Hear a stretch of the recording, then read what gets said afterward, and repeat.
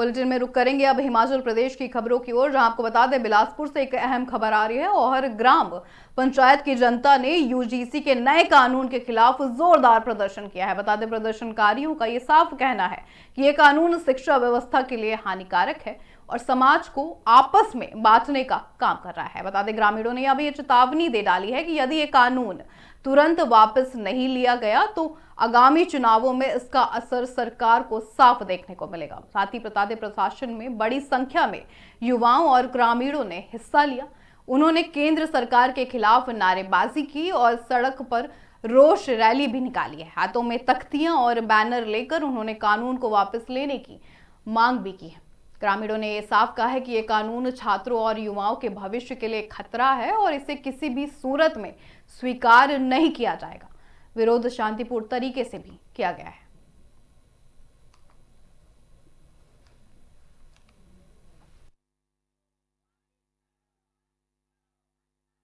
Government ने UGC कानून निकाला है वो गलत है। ये इनको वोट की राजनीति करनी है और हमारे को आपस में जातियों में बांट रहे हैं, जिससे कि हमारा समाज खराब हो रहा है। ये ऐसा काला कानून इन्होंने बनाया है कि आने वाले बच्चे जब स्कूल में जाएंगे तो हम आपस में एक दूसरे को उसमें बहुत फर्क पड़ेगा। एक दूसरे को गाली दे देंगे, केस चलेगा, लड़ाई झगड़ा होगा। जो कि ये नेता लोग हैं और इनकी चाल है, ये योगी को गिराने के चक्कर में सब कुछ काम हो रहा है। ये गलत है। यूजीसी कानून वापस लेना चाहिए, किसी भी सूरत में वापस लेना होगा, नहीं तो आने वाले चुनाव में मोदी के घुटने टिक जाएंगे।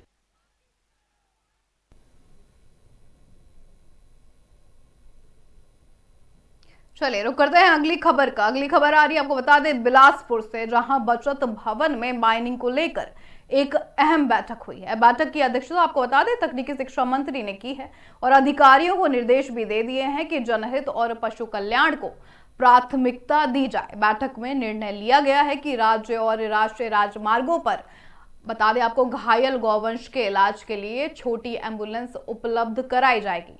सड़कों पर बढ़ती दुर्घटनाओं को देखते हुए एक कदम उठाया गया है। साथ ही बैठक में टीबी मरीजों के पोषण सहयोग पर भी चर्चा हुई है। मंत्री ने यह साफ कहा है कि टीबी मरीजों को पोषक आहार उपलब्ध कराया जाएगा ताकि वे जल्दी स्वस्थ हो सकें।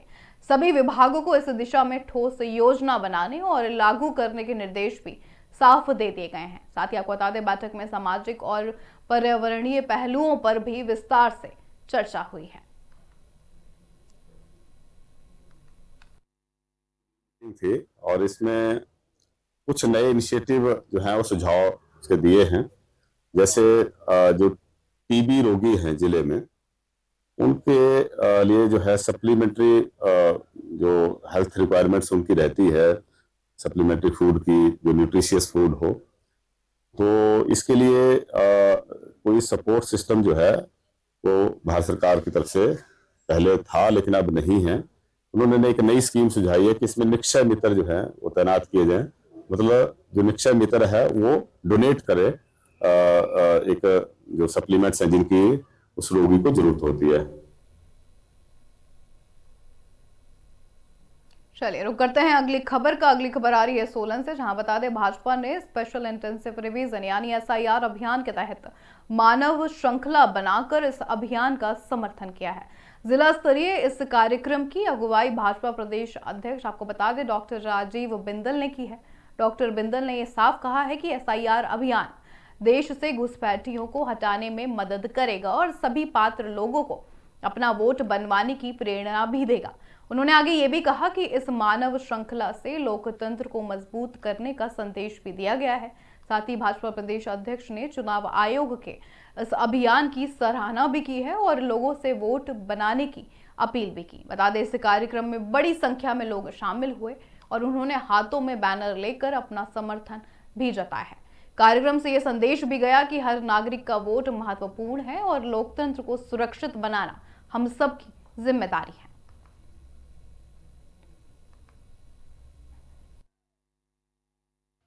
एसआईआर स्पेशल इंटेंसिव रिवीजन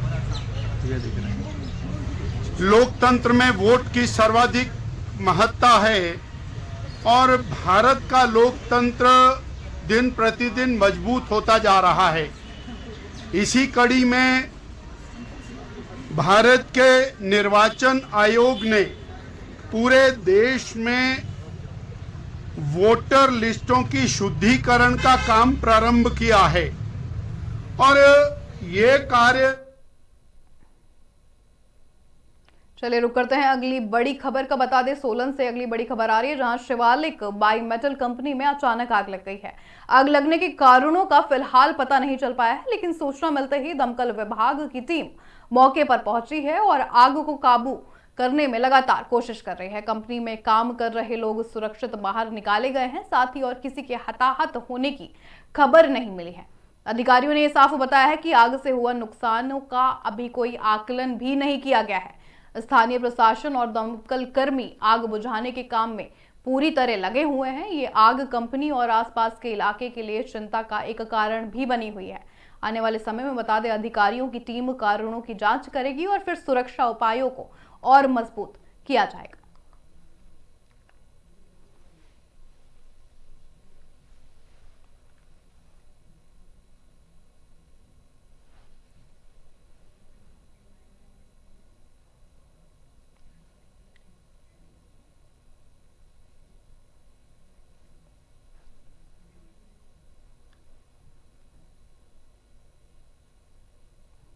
चलिए रुक करते हैं अगली खबर का। राजगढ़ सिरमौर से अगली खबर आ रही। बता दें लगभग 4 महीने के लंबे इंतजार के बाद राजगढ़ क्षेत्र में बारिश और हिमपात ने किसानों और बागवानों को बड़ी राहत दी है।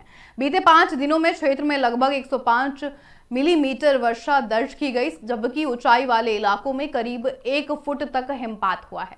चुड़धार जैसी ऊंची चोटियों पर आपको बता दें 2 से 3 फुट बर्फ पड़ी है। बाकी बारिश और बर्फबारी से ठंड भी बढ़ गई है। वहीं बिजली कटौती की समस्या लगातार बनी हुई है। किसान और बागवान लंबे सूखे के बाद फसलों और बागों के लिए राहत महसूस कर रहे हैं। साथ ही रबी फसलें जैसे गेहूं, आलू, मटर और लहसुन तबाही के कगार पर थीं, अब मिट्टी में नमी लौट आई है।